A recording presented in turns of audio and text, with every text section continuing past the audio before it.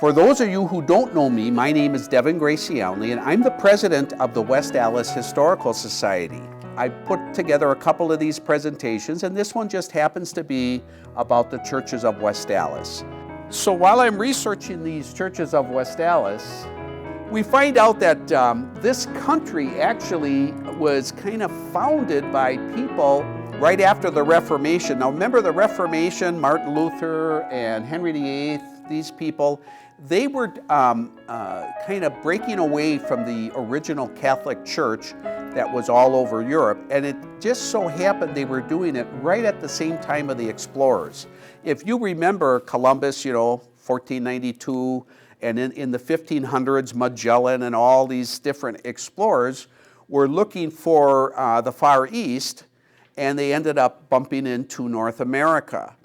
Well, shortly thereafter, these different sects of what was formerly the Catholic Church, they're still Christian, but they were getting oppressed in Europe, so they started coming across. In fact, we call one of them the Pilgrims, that, the Mayflower.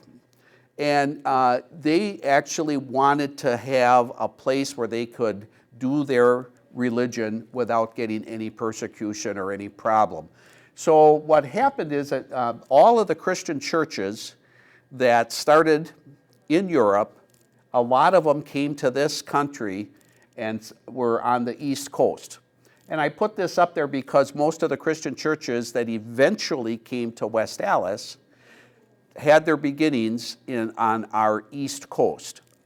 And of course, what happened on the East Coast, it got very, very crowded. And most of those colonies, original colonies, were looking to go west. And of course, what happened, you could go up that Hudson River, and they built a canal from the Hudson River to Lake Erie, called the Erie Canal. And then that was it. People that had farms in upper New York, Connecticut, Vermont, they all went on that Erie Canal, got on schooners at Lake Erie, and then started coming west. And that's how technically everybody here in the Milwaukee area and Wisconsin can trace a lot of their roots all the way back to that early East Coast. So I found a newspaper article from 1919, over 100 years ago, and it was giving dates of when these different churches were established right here in our community. You can see the first one is the Baptist, and then Methodist, then a Catholic church, Episcopal, Lutheran. And I also noticed that at one point there was a Jewish faith right here in West Allis. So we had a guy that was named Max Stern, and he was from Hungary, and he came over, ended up in the West Allis area, had a little shop there, dry goods and that, and he ran a congregation for his family out of his home here in West Allis until they were able to build an actual temple. So we start with that Baptist church. Remember the Baptist church, first one to come here, very early settlers of the 1830s came, a guy named Eber Cornwall, and he was had the actual sermons and everything going on right in his log cabin. So he actually is probably the earliest one. Well, then the Baptists took hold first, and then they started building churches. And they had one about 84th and Lapham. And what they did is they went up Lapham Street, taking this wooden church because for some reason they had to move. I think a railroad was coming through or something. And they moved that little wooden church you see in the left corner, there, right corner, on logs. They moved it up to 78th and Lapham, where it sits today. So what they did is when they built a new part of the church, of the Baptist church, they included this little white clapboard church, and actually built the bricks around it. So that church that you see today, the Baptist church, is that very same one. Here are some more Baptist church in West Allis. Up there on the right, upper right, you can see how the very first church is that little extension that comes toward Lapham Street. Next to come into the city is the Methodist Church in West Allis. And early on, the Methodists and the Episcopals kind of used the same name, but they are separate churches. But they built one on 81st and Beecher. That building is still standing, and it's one of the 3 buildings that were originally built as a church that are still used today. Now, they're not the same religion in there. There are different non-denominational faiths using those 3 buildings, but that one on Beecher, 81st Street there, is still being used as a place of worship today. The Methodists then built their church on 76th and Lapham, and that one is still there today too, and is very prolific. They have a good congregation there. Couple of other Methodist traditions. One is up on 107th in Oklahoma. Actually, you see it from 108th Street. You can see it. And then there was the Wesleyan Methodist, which is on Highway 100, not too far from that Menards. And this is just a different type of Methodism that they have there, the Wesleyan Church. Next to come into the area was the Roman Catholic Church. And when West Allis was a village and then a early city, there really was not an actual church in West Allis, Catholic Church. You had to go either to St. Matthias, which was just outside of West Allis on Beloit Road, or you had to go all the way to Holy Cross Church, which is on Blue Mound Road across from the Calvary Cemetery. And if you lived further west, you could go to St. Martin's Church off of St. Martin's Road in Franklin, or St. Mary's Church. The first church actually built within the jurisdiction of West Allis, the boundaries, was Holy Assumption. And that they laid the cornerstone in 1902 and built that building that you see on the right to be a combination church school. And so that was the first church built, Catholic church.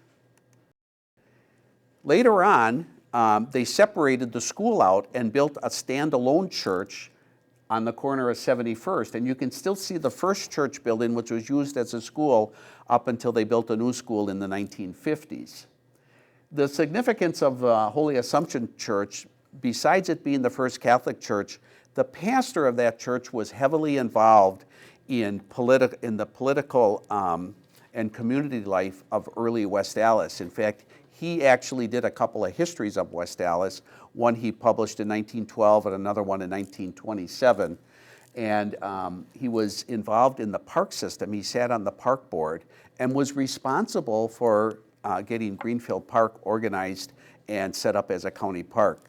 He also planted all the trees in all the playgrounds and ran the park system all through the 20s and 30s and got the thing going where they would flood the playgrounds every year and have ice skating and that. His name was Father Burbach, a big name in both New Berlin and West Allis. Next church is St. Mary's Help a Christian Catholic Church. That was a Slovenian church. And much like the rest of Milwaukee and the area, when these immigrants came over to work in the factories, whether it was Allis Chalmers or Kearney and Trecker or even some of the other southern suburbs of ours, they came over and brought their faith with them. And even though it might be Catholic, you would have a Catholic church on one corner that might be German, another one might be Irish on the opposite corner, or 2 blocks away might be the Slovenian church. Different areas, ethnic areas, brought their churches with them. And as you can see here, the very first St. Mary Help a Christian Catholic Church was this brick one on the left, and then they updated it in 1968. We do have a window at our Historical Society from that first church, which was put attached to one of our windows on the south side. So it's over 100-some years old, that stained glass window. Eagle Scout Project actually made a little shadow box out of it and put LED lighting in so we can light that stained glass window up. This is a Polish church, Catholic church, built on Mitchell Street. And it started out in that little building that you see there on the left, and then they built the brick church in 1925. And it was one of the first Catholic churches to close in West Allis. As the congregation started merging together because the ethnicity kind of got, I guess you would say, washed away generation after generation coming to this country and then living in the country and intermarriages and stuff, you didn't really need to hear the Mass in Polish or Slovenian or some of the other languages, and they kind of lost their ethnicity. St. Aloysius, this church just closed within the last 2 years. Started out in 1920 because Holy Assumption just couldn't take any more parishioners. And this was right on our western border. Back in the 1920s, West Allis only went to 92nd Street. And it did that all the way up until in the 1940s and 50s when we started annexing all the way to the county line, 124th Street. So this would have been on the western boundary. And they used two kind of army barrack type Quonset huts merged together with a bell tower in between in 1920. And then they did the same thing. They built a standalone brick, which was both the church and the school building. And then in 1956 built that big church that you see up now. I'm under the impression that it's going to be coming down this spring or this summer. That was sold to a developer, and he's going to take this church that you see on the bottom picture down. St. Rita's, I call this the first tent revival church in West Allis because as you can see, 1924, the very first Mass and liturgies were held under a tent until they could again, like Catholics and Lutherans, build a church-school combination and then get some property and build a standalone church. This one served part Italian community, and then we have another little mission church that even had more Italians. This church is the Croatian church that was built on 68th and, is it Rogers, I think? And this one had a couple of different buildings and it was remodeled. That first picture shows them building in 1928 and 38 just a little bit, and then by 38 it actually encompassed that house that's next to it. I think that was like the rectory.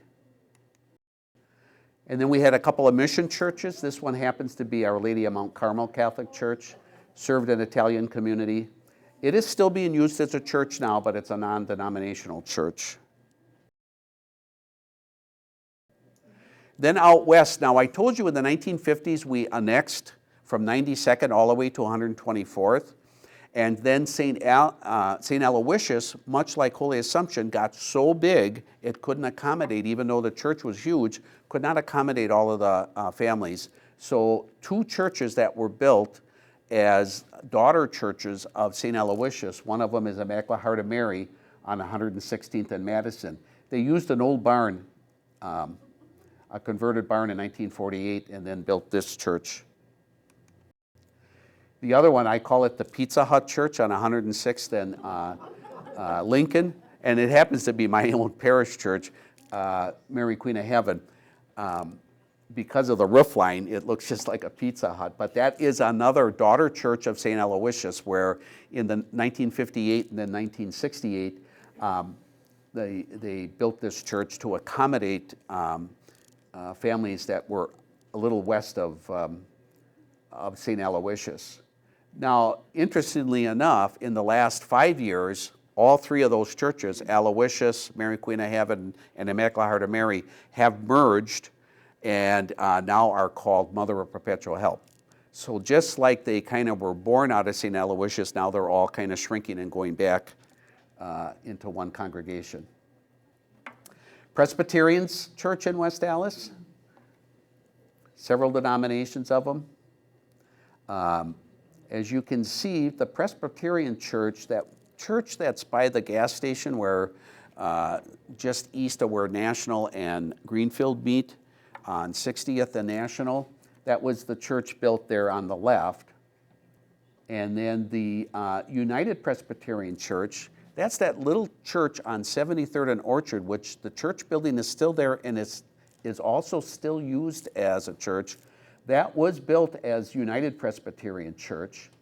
And then it later bought land on 76th and Orchard and became Apostle Presbyterian, where First Presbyterian and West Allis Presbyterian merged and became Apostle Presbyterian. And there's the church, the Apostle Presbyterian. You can see the picture, it still says West Allis Presbyterian, United Presbyterian Church. A couple of other Presbyterian sects or different churches. One was that one on 97th, just south of Greenfield, behind the old trading post. There's a church hidden there that still is going on. And Cleveland Avenue Presbyterian Church, 88th in Cleveland. The building is still there, but it's used by a different faith right now. The Episcopal Church in West Allis. This is interesting because that Episcopal church, remember I said that was Methodist and Episcopal were together for a while? Well, when they got to West Allis here, they kind of separated. And St. Peter's, 81st and Lapham. The building is still there, and it has constantly been used for some type of religious doings. Now, I can remember it was also the Christian Science Reading Room for a while. So it started out as St. Peter's Episcopal, and then it became the Christian Science Reading Room, and right now, presently, it is used as a wedding chapel. So the building is still there, and it's used as a wedding chapel. St. Peter's eventually moved to 80th and Lincoln and built a very fine church there, which is still in operation right now. The Lutheran Church in West Allis started out Jordan, and Jordan's first church was on 84th and Lapham, and they ended up getting land at 77th and National and built a nice brick church. Interestingly, in the time that I made this presentation, Jordan actually has now sold the building, and their congregation has kind of disseminated to some other Lutheran churches in West Allis. But they had a meeting, and they actually, and it was the first Lutheran church we had in West Allis, is now officially the congregation has disbanded. Nain Evangelical Lutherans. So just like the Catholics had different ethnic churches, the Lutherans had some different sects of the Lutheran faith. And there were Evangelical Lutherans and English Lutherans, and I think it's Wisconsin Synod and Missouri Synod, different types of Lutheran faith. This first one, South 58th and West Mitchell Street, up in the left there you can see it was just a clapboard church.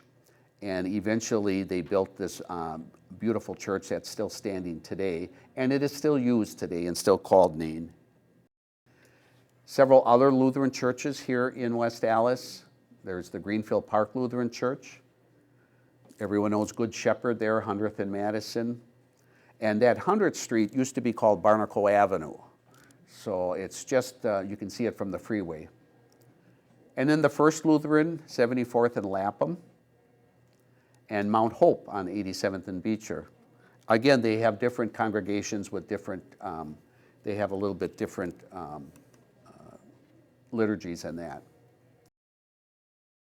One of the early churches in the town of Greenfield, 96th and Beecher, was the Woodland Lutherans' first church. Now that building is gone, and they have on 99th and Lincoln, Woodlawn has a good church built in 1955, and that one congregation did take some of the people from Jordan Church. There's two Trinity churches in West Allis. Well, they're technically not, both of them are not in West Allis, but they're very close. Right across the street on 68th and Arthur is that Trinity Lutheran, and that is right across from the old, I'm trying to remember the name of the school that was there, and it is now the rec department, has all their offices there. But yeah, Fairview School, the old Fairview School that burnt down. And this is that one on the left, it's right across the street. And then we have a Holy Trinity Evangelical Lutheran. So one's Trinity Lutheran, one's Holy Trinity. That's 117th in Cleveland.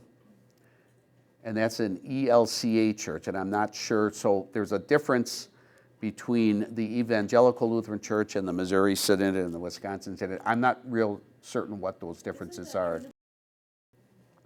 We have St. Paul's Lutheran. The very first church, again, was a church school on 78th and Grant. And then they bought some land and put a nice church up on 78th and Lincoln. That one is, again, Missouri Synod. And then we have St. John's Evangelical Lutheran Church. That first one was just kind of like a house made into a church, and then they built one. It's right on the corner of 58th and Washington. The building is still there, but it's used by a different faith right now. So the one on 58th and Washington actually moved to 55th and Greenfield. And again, I had made this program about 1.5 years ago. Now, that church is now sold too. Is no longer, the congregation has decided to move on. So the one on 55th and Greenfield, the building is still there, but I'm not sure what faith has moved in there. This is the one where it's the Luther Memorial English Missouri Synod. This one's on 84th Street, you know, just past Cleveland, between Cleveland and Beloit. And again, this one started out as that little church on the left, and then they added a little something and built a bigger church just to the right of it, and then kind of combined them together. And it's some sort of an English Lutheran church, or was started as that. Now it's ELCA church. And we've got some other denominations or non-denominational churches in West Allis. We have the Grace Bible Church, approximately 117th and Cleveland. And Emmanuel Lutheran Church of the Deaf. Now this building here on 98th and Lincoln was actually built as a kingdom hall for Jehovah's Witnesses, and it's only been the last maybe 20 or so years that it became the Emmanuel Lutheran Church of the Deaf. St. Mary's Polish National Catholic Church. Again, a little bit different than the Catholic Church. It is more Protestant. The ministers are allowed to marry, and the congregation really owns, there's not really a diocese per se. Congregation kind of owns the building and everything. That one is still standing and still in use on 59th and Mitchell. And then Calvary Bible Church is using the old green furniture building up there on 81st between Greenfield and Orchard.